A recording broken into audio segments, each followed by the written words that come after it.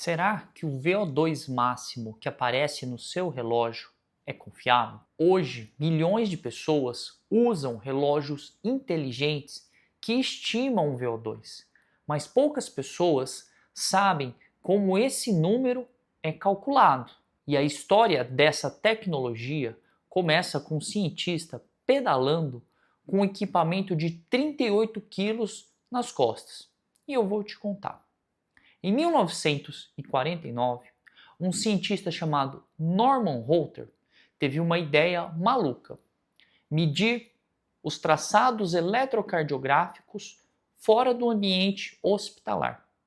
E para isso, ele construiu uma engenhoca de 38 quilos, colocou nas suas costas e foi pedalar, de tal forma que era registrado os traçados do batimento do coração, os registros eletrocardiográficos e transmitidos para essa máquina através de sinal de rádio.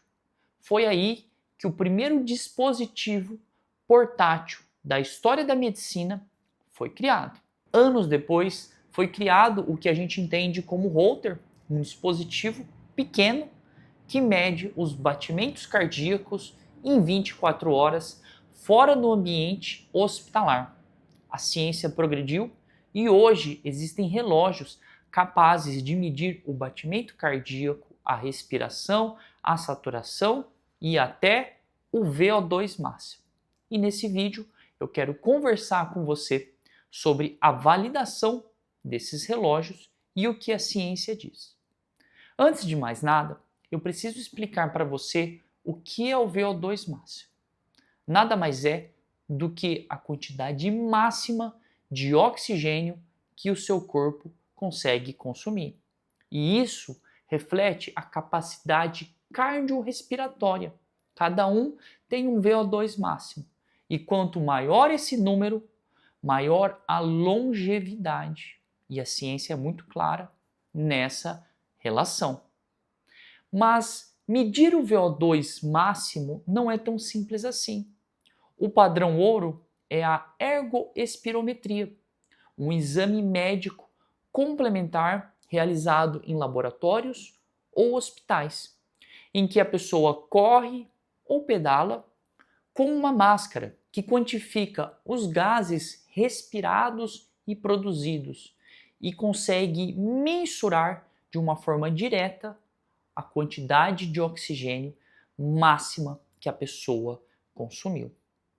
Mas nem todo mundo consegue fazer esse exame, tem disponibilidade para fazer ou mesmo recursos financeiros. E a ciência tenta democratizar esse sinal vital tão importante através dos relógios. Mas como que os relógios conseguem medir os gases respirados?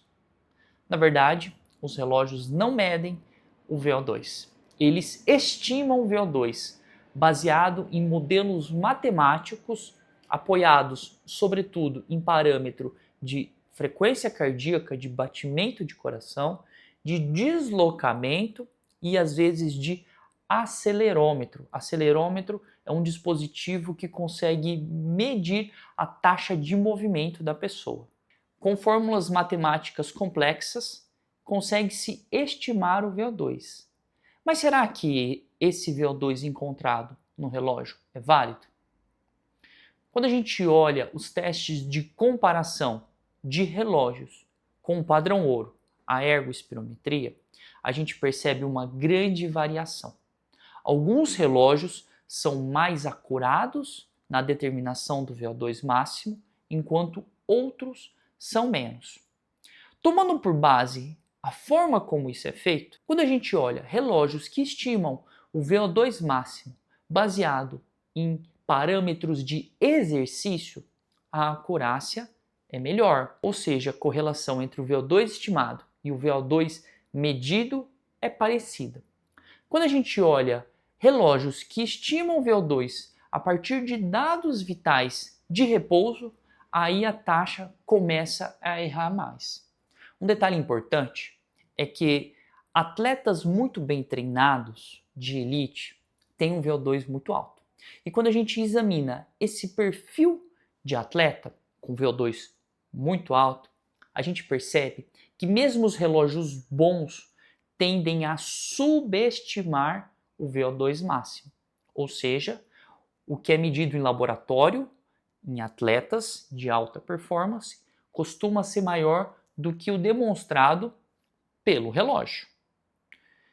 Aquelas pessoas que também não têm um desempenho físico muito grande, ou seja, não tem um VO2 muito alto aferido, tem um VO2 um pouquinho mais baixo, acabam sendo superestimadas pelo relógio, ou seja, o relógio mostra um VO2 máximo maior do que aquele que a pessoa realmente tem.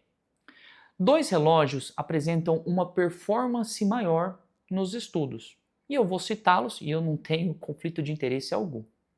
Um deles é o Garmin Fenix 6 e o outro é o Garmin Forerunner 245. Esses dois relógios, pelo menos no que diz a validação científica, apresentam taxas de erro baixa. E quando a gente fala baixa, é menor do que 10%. Apresenta aí uma taxa de erro de 4 a 7%. Mais uma vez, aqueles atletas que possuem um excelente desempenho cardiorrespiratório, um VO2 muito alto, são subestimados pelo relógio, e aqueles que têm um preparo físico menor são superestimados pelo relógio. De uma forma geral, a gente não consegue usar o VO2 máximo do relógio como o VO2 máximo do paciente, porque existe uma taxa de erro considerável, embora na maioria das vezes menor do que 10%. Não é por isso que nós vamos desprezar esse dado mais simples, mais barato e mais acessível. A grande utilidade desse dado é comparar ele com ele mesmo. Nós sabemos que muitas vezes a gente consegue aumentar o nosso VO2 máximo baseado em protocolos de treino ou simplesmente por se exercitar mais. Nós melhoramos a nossa capacidade cardíaca, nós melhoramos nossa eficiência pulmonar, nossa eficiência circulatória e, sobretudo, a nossa eficiência muscular com a melhora da função mitocondrial. Afinal de contas, a função mitocondrial é o grande motor de combustível do consumo de oxigênio. Fazendo isso, você consegue melhorar o seu VO2 máximo. Então, para quem tem relógio, mais do que olhar o valor absoluto e falar que esse é o seu VO2 máximo, conseguir acompanhá-lo ao longo do tempo de treinamento, ao longo da sua jornada de exercício físico. Isso é muito válido. Quer um dado a mais? Nós estamos discutindo o VO2 máximo, mas existe um outro ponto na fisiologia do exercício extremamente importante, que é o limiar anaeróbio. E esse, apenas o teste cardiopulmonar de esforço consegue mensurar com exatidão. Mas escreve aí nos comentários, você já mediu o seu VO2 máximo através de algum relógio inteligente? Quanto que deu? Eu estou curioso para saber.